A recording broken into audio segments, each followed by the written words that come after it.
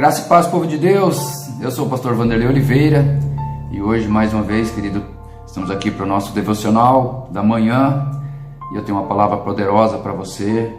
Então fique aí, fique até o final da mensagem, você vai receber essa palavra, Deus vai falar com você de uma forma sobrenatural. Amado, se você chegou no vídeo, não se esqueça de se inscrever, não se esqueça de avaliar, né? Nós estamos postando todos os dias 6h30 da manhã uma mensagem, então ative lá o sininho das notificações para receber essa mensagem que a gente está colocando aí no canal todas as manhãs. Querido, a mensagem de hoje é poderosa, ela está lá no livro do Gênesis, e essa passagem, ela conta a história de um homem chamado Noé. Noé era um cara justo, era um cara íntegro, que achou graça aos olhos de Deus. E Deus o chamou para uma grande obra, uma grande transformação na geração, porque o mundo estava corrompido. A geração de Noé estava totalmente corrompida. Noé era o único cara justo e perfeito. A Bíblia diz aqui no versículo de número 9 de Gênesis 6, que Noé era um cara justo e perfeito. Ele era o único. E o resto, todo o resto da população na terra estava totalmente corrompida pelo pecado, pela violência e todos os outros âmbitos de pecado que existe na face da terra. Até esse pecado era tão grande que chegou na presença de Deus. O cheiro desse pecado tinha chego no trono da graça de Deus. E Deus simplesmente tomou uma decisão e falou: não vou destruir todo mundo na terra, só vou salvar Noé e a sua família. Querido, essa palavra é muito forte porque Deus escolheu um homem justo e perfeito para fazer uma grande obra. Deus escolheu Jesus, que era justo e perfeito, para fazer uma grande obra por nós. E Jesus foi o cara que veio mudar a história da nossa geração, que hoje nós dependemos de tudo que Jesus fez, por isso nós estamos aqui. Noé também foi esse cara, porque antes de Noé era algo que acontecia. Depois de Noé, Deus mudou totalmente as coisas. E Deus manda Noé construir uma arca, porque ele ia destruir o mundo com água. O povo não acreditou na pregação de Noé, mais que Noé pregava e falava que Deus ia destruir a terra, ia mandar dilúvio, ia mandar chuva, ia mandar água. O povo não acreditava, porque aquela pregação era maluca, era uma pregação que não existia para aquele tempo, para aquela geração, para aquela época. Ninguém ia acreditar que Deus ia mandar chuva, porque naquela época não chovia. E a nossa geração de hoje está do mesmo jeito, querido, está corrompida de uma forma que a gente não crê quando nós olhamos as notícias e vemos coisas que acontecem. E Deus está falando que Jesus vai voltar para recolher o seu povo, vai voltar para recolher a sua igreja, e ninguém está acreditando nisso. É a mesma coisa que aconteceu no tempo de Noé, ninguém está crendo, ninguém está acreditando. As promessas e as profecias da volta de Cristo estão aí, e os pregadores estão falando, e as pessoas estão falando, né? E os homens chamados por Deus, como Noé, que foi chamado por Deus para fazer uma grande obra, uma grande transformação, estão falando. Então, o povo não acreditou. O povo de hoje também não está acreditando. A palavra está sendo ministrada e o povo não está acreditando. O povo está preferindo mais viver no mundo, lá fora, fora de Jesus, longe de Cristo, do que com Cristo. Sempre há uma crítica, sempre há uma desconfiança, sempre há algo para deboche. Noé passou por tudo isso. E o Jesus mesmo disse que a volta dele seria como nos dias de Noé. E hoje, querido, está acontecendo tudo isso. Nós estamos no meio de uma geração corrupta, uma geração de pessoas que não quer nada com Deus, de pessoas que estão se corrompendo para outro tipo de crença que não é o próprio Deus em si. As pessoas preferem acreditar na evolução do que na formação feita pelas mãos poderosas do nosso Deus. Na época de Noé, a violência era tão grande que ninguém respeitava ninguém. Até que Deus falou: não, tem que dar um checkmate nisso, vou acabar com a raça humana. Naquele momento Deus se arrependeu de ter feito o ser humano, mas Noé era justo, então Deus não pode destruir algo que é justo, que é perfeito. Eu quero dizer para você, querido, se você vive dentro da justiça de Deus, dentro da retidão, se você tem as 4 características que Jó tinha, Deus jamais vai olhar para você com indignação, mas Ele vai olhar para você com alegria. Ele olhou para Noé e achou graça aos olhos de Noé. Amados, nossa geração, nós temos que estar desviando de tudo o que o mundo oferece. O mundo oferece violência. Eu não falo violência física, mas eu falo violência contra a própria cultura que Deus estabeleceu na terra. Violência contra os preceitos da palavra de Deus. Violência contra os ensinamentos de Jesus. Há uma violência tão grande onde as pessoas simplesmente debocham das coisas de Deus. Eu quero dizer para você, isso é a certeza que Jesus está às portas para buscar a sua igreja. Porque como estamos nos dias de Noé, Jesus mesmo ensinou isso. E quando Noé, querido, obedece Deus e constrói a arca, e quando Deus manda o dilúvio, as pessoas veem que era real a pregação de Noé, daí eles se arrependem, eles vêm correndo para a arca, porque eles queriam viver. Mas daí já era tarde demais. Por quê? Porque o anjo já tinha selado a arca por fora. Não foi Noé que selou a arca, foi o anjo. Porque se fosse Noé, querido, eu tenho certeza que ele teria piedade, ele ia abrir a arca para receber as pessoas.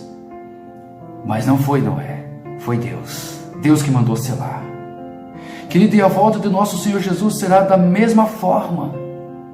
Porque Jesus vai vir como um piscar de olho, e quando você menos perceber, Ele veio e levou a igreja, levou o justo, levou os perfeitos, levou aqueles que andou nos caminhos dele, que obedeceu a Ele. Aí você vai lembrar de tudo que foi ministrado, você vai lembrar daquele maluco pregador que estava na esquina berrando e falando: Jesus está às portas, e você debochou dele.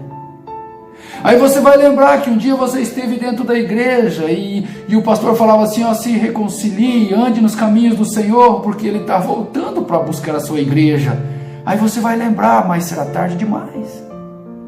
O que eu quero falar para você, não é melhor nós andarmos dentro daquilo que Deus ensinou e nos colocou e nos mandou para que nós obedecemos, do que um dia Ele voltar e pegar todo mundo de surpresa e daí você ficar? Eu acho que é algo que nós devemos pensar, é algo que nós devemos rever nosso conceito e falar assim: não, se Jesus vai voltar para buscar a sua igreja, então eu vou andar certinho, eu vou abandonar o mundo. Mas você também pode questionar Noé, não é verdade? Você é livre para isso. Você pode questionar e dizer assim: não, mas eu não acredito que um dia houve um dilúvio na terra. Aí você também pode pesquisar.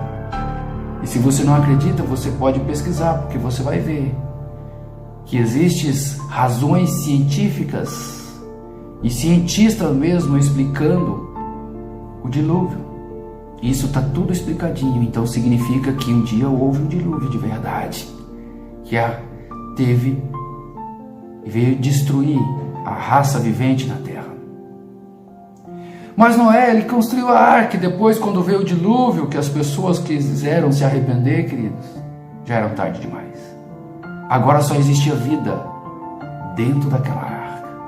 Porque aquela arca, querido, era a vontade de Deus, foi Deus que determinou. Então tudo que estava acontecendo estava dentro da arca, só existia vida dentro daquela arca. E agora eu quero falar com você que vive criticando e falando das coisas de Deus. Lembre-se, vai chegar um momento, querido, que a vida só vai existir dentro da vontade de Deus. A vida só vai existir, querido, naquilo que Deus determinou, naquilo que Deus criou. E se Deus criou para você um lugar onde você deve andar, então ande dentro daquele lugar, porque a vida só está ali. Foi onde Noé estava com toda a sua família e os animais que Deus tinha determinado. Foi só ali que tinha vida. Não tinha vida lá fora, porque o que estava lá fora era só morte e destruição e tempestade. Então busque, amado, aquilo que vai trazer paz e alegria para você. Não busque o que tem lá fora, que vai trazer para você tanto transtorno e tanta destruição. Porque fora de Jesus, amados, a vida é uma vida de destruição. Fora de Jesus, querido, a vida não tem alegria. Só Jesus consegue trazer as respostas que você está buscando. Só Jesus consegue fazer o milagre que você precisa. Só Jesus consegue transformar a tua história, querido, do jeito que você precisa que aconteça.